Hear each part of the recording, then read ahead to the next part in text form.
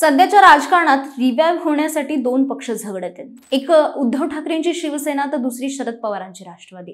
पक्षात पडलेली फूट, बहुसंख्य आमदारांचं सोडून जाणं, पक्षाचं नाव आणि चिन्ह हातून जाणं, अस्तित्वाची लढाई आणि पुन्हा कमबॅक करण्याचं आव्हान पाहता शरद पवार आणि उद्धव ठाकरे समांतर पातळीवरती आहेत. जी आव्हानं शरद पवारांच्या समोर होती ती तशीच आव्हानं उद्धव ठाकरेंच्या देखील समोर आहेत. पण ज्या प्रकारे शरद पवार यातनं रिवाइव्ह झाले तसे उद्धव ठाकरे झाल्याचं दिसत नाही. कारण अलीकडेच लोकपोल सर्वेत असं दिसून आलं होतं की शरद पवारांची राष्ट्रवादी ही खरी राष्ट्रवादी असल्याचं अनेकांना वाटतं, पण तेच उद्धव ठाकरेंच्या शिवसेनेबद्दल इतकं स्ट्रॉंग निरीक्षण दिसून आलं नव्हतं. त्यातही लोकसभा निवडणुकीत उद्धव ठाकरेंना शिंदे यांच्या विरोधात निर्णायक आघाडी घेता आली नाही. लोकसभा निभावली, पण आता विधानसभेचं आव्हान आहे. उद्धव ठाकरे विधानसभेच्या रणनीतीमध्ये मागे पडतायत का? आणि जे शरद पवारांना जमतंय ते ठाकरेंना अजूनही का जमेना? आणि असं म्हणण्याचं कारण काय? तर एकतर उद्धव ठाकरेंना शिवसेनेतल्या फुटीनंतर जी सहानुभूती मिळाली होती ती सहानुभूती ठाकरेंना टिकून ठेवता आलेली नाहीये. शिवसेनेतनं जवळपास 40 आमदार फुटले होते. एकनाथ शिंदे भाजपसोबत जाऊन मिळाले होते. महाराष्ट्राचे ते मुख्यमंत्री बनले. या बंडात त्यांनी उद्धव ठाकरेंना सत्तेवरनं पायउतार केलं. यामुळे तेव्हा उद्धव ठाकरेंच्या प्रति प्रचंड सहानुभूतीची लाट दिसून आली. पण 2022च्या जुलैपासून सुरू झालेली ही लाट लोकसभेपर्यंत कमी होत गेली. लोकसभेपर्यंत प्रत्यक्ष मैदानावरती काहीच पॉकेट्समध्ये ठाकरेंच्या प्रति सहानुभूती असल्याचं जाणवलं. पण ठाकरेंना असलेल्या या सहानुभूतीच्या लाटेचा मोठा तोटा हा महायुतीला सहन करावा लागला होता. पण विधानसभेच्या तोंडावरती ठाकरेंची हीच सहानुभूती तुलनेने आता कमी झालेली दिसते. किंबहुना हा सहानुभूतीचा फॅक्टरच आता संपल्यात जमा झालाय दिसतो. पण शरद पवारांच्या राष्ट्रवादीत पडलेली ही फूट पवारांच्याच पथ्यावर पडल्याचं दिसून आलं. शरद पवारांना त्यांच्या आतापर्यंतच्या हयातीमध्ये राजकारणात कधीही सिंपती मिळाली नव्हती. पण लोकसभेच्या निकालानं वेगळं चित्र दाखवून दिलं. लोकसभा निवडणुकीत 10 पैकी 8 जागा जिंकून शरद पवारांनी आपला विनिंग स्ट्राईक रेट 80% होता हे दाखवून दिलं. महाराष्ट्रात आता शरद पवारांची लाट आहे का अशी ही चर्चा आता गल्लोगल्ली होताना दिसतेय. दुसरा मुद्दा असा दिसतोय तो म्हणजे गेलेल्या नेत्यांना ठाकरेंनी परतीचा स्कोप ठेवलेला नाही. शिवसेना उद्धव ठाकरे गटाने मध्यंतरी बंडखोरांना पुन्हा पक्षात स्थान नाही असं जाहीर केलं होतं. त्यावेळी निष्ठेने शिवसेनेत राहिलेल्या मंडळीने समाधान व्यक्त केलं होतं. मात्र ठाकरेंनी परतीचे दोर कापल्यामुळे ठाकरेंना सोडून गेलेल्यांना पुन्हा ठाकरेंकडे परतण्याचा स्कोपच उरला नाही.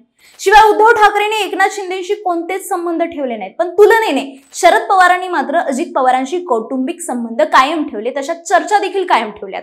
शिवाय शरद पवारांची जयंत पाटलांकरवी एक लिंक ओपन होती, म्हणजे जयंत पाटलांना पुढे करून पवार आणि अनेकांचे पक्षप्रवेश करून घेतले.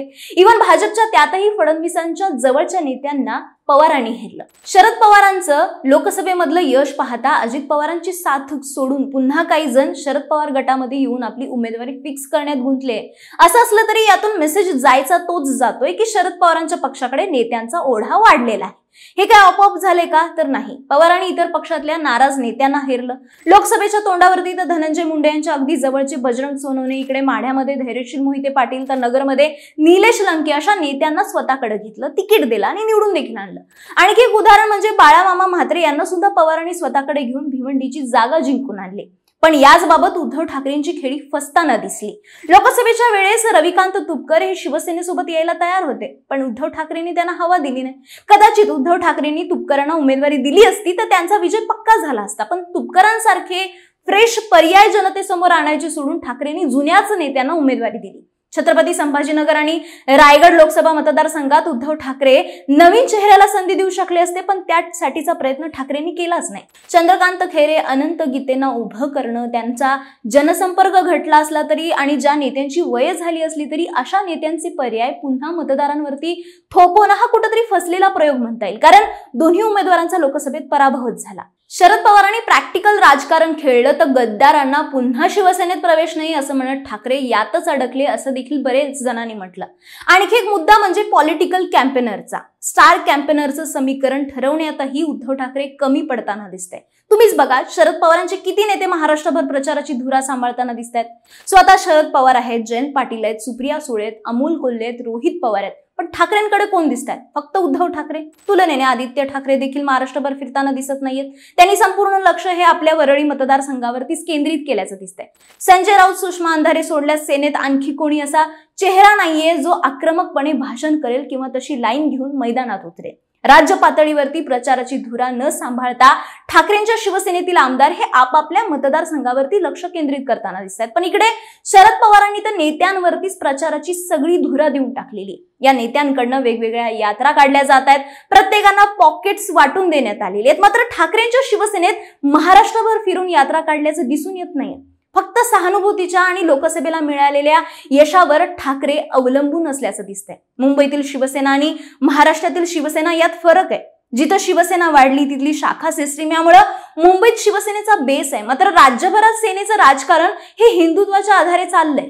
त्यामुळे मुंबईत सेनेची हवा आहे हे पाहून ठाकरेंनी महाराष्ट्रात सगळीकडे शिवसेनेची हवा आहे असं गृहीत धरलं असावं आणि इथेच खेळ फसू शकतो। विधानसभेला उद्धव ठाकरेंची शिवसेना नव्या रणनीतीसह उतरणं महत्त्वाचं ठरणार आहे। पण तुम्हाला काय वाटतं?